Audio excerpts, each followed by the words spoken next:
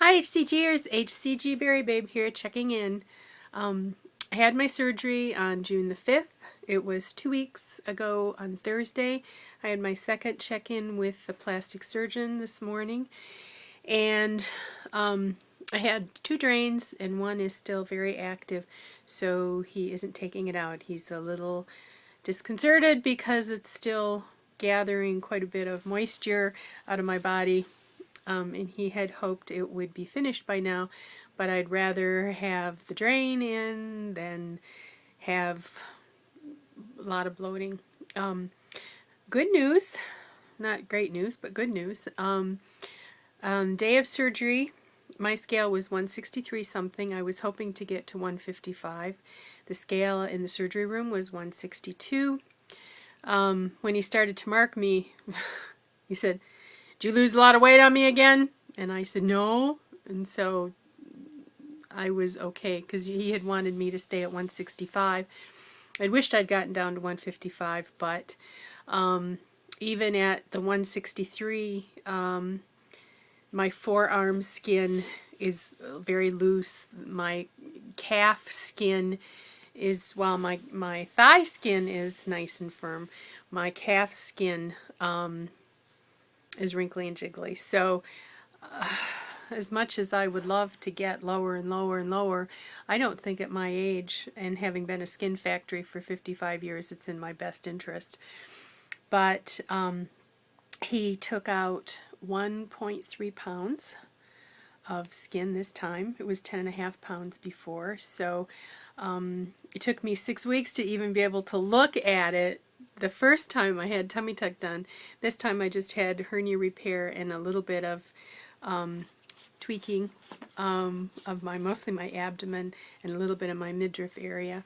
So I did pellets right up until day of surgery, and my appointment wasn't until 10 o'clock, so I was glad I was still on pellets because I didn't have to worry about being hungry. And I was able to do, I did actually a whole, I stayed on my mop for a solid 3 days after surgery and for about a week, and I was able to maintain right at that 163. So I started, while I was trying to stay low carb and do a P3, I started putting in a little bit of carbs, and the good news is that the surgery was 2 weeks ago Thursday, and I still am within my 2 pound zone for my last dosage weight. So I'm using 165. If they see 165 on the scale, it's like, oh my god, nope, time. And I wanted to get on tonight because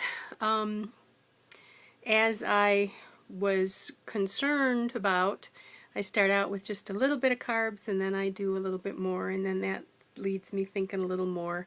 And the only way I'm going to be able to handle carbs is if I do low carb one day and then maybe a more indulgent eating the next day.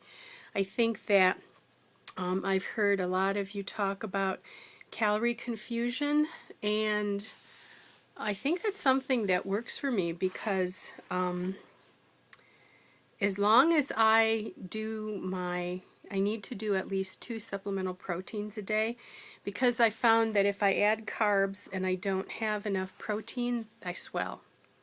And then I get real bloated, and then I get frustrated that the scale goes way up. I think that I've handled refilling my glycogen stores very well this time, so that's what I was most concerned about. So to be within, having had this kind of surgery that can lead to swelling, he indicated that he did not, tried not to do a lot of trauma other than just trimming and tucking, which it's the trauma to the insides that causes the fluid. So I'm really surprised that I didn't immediately bulk up with a lot of fluid.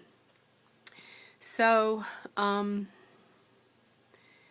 I'm not doing P3, I'm not doing P2. I'm thinking about having my arms done in a few weeks. And I don't know, I'm just starting to feel better and feeling like getting up and getting around a little bit. I have a cut from not way around my back like I did the first time, but hip bone to hip bone across my pubic area, and then up just to under between my breasts, kind of flayed that way, so I have two seams. But they seem to be healing well, and you know, I spent all last summer recovering from surgery and all the summer before that recovering from surgery, so I don't know if I want to do another one or not. But with teacher's hours, I'm kind of stuck doing it during summer months, and I want to get to where I feel realm of normal. I want to be able to wear a short sleeve t-shirt at the gym and not worry about skin rippling and crinkling and wobbling around underneath. So that's pretty much what's going on. I finished my class. I got my stuff in the mail, but he isn't going to post grades until the 24th, so whether or not my teacher certification is going to continue without a hitch, I don't know. So I didn't apply for that autism job because I don't know if my certificate is going to be in good enough shape. And so that's kind of up in the air. So right now my oldest, who's 23, is working. She's been accepted into Gallaudet University in Washington, which is, they allow 10% of their student body to be hearing. It's a school for the deaf. And she just really is interested in American Sign Language and is getting a degree through our local college in that. And so we're working hard to try to make that happen for her. And my other daughter, who's 21 this summer, my baby's 21, will be going from the community college to the four-year university we have here in town. So even though we're Michigan State fans, she's going to be going to a University of Michigan school, which is also where her boyfriend is doing his pre-med. So good for local, but our blood runs green and white, and so that's going to be a little hard. But other than that, things are going well, and I probably won't check in for a while again, but I am still thinking of all of you and hoping all is well, and I'm just loving seeing the numbers going down and the faces slimming down and people passing me by. That, like, whoa, it's exciting, but it's like, okay, you know, I'm where I need to be, but oh, how low can you go, that HCG limbo? So that's all for now. Bye-bye.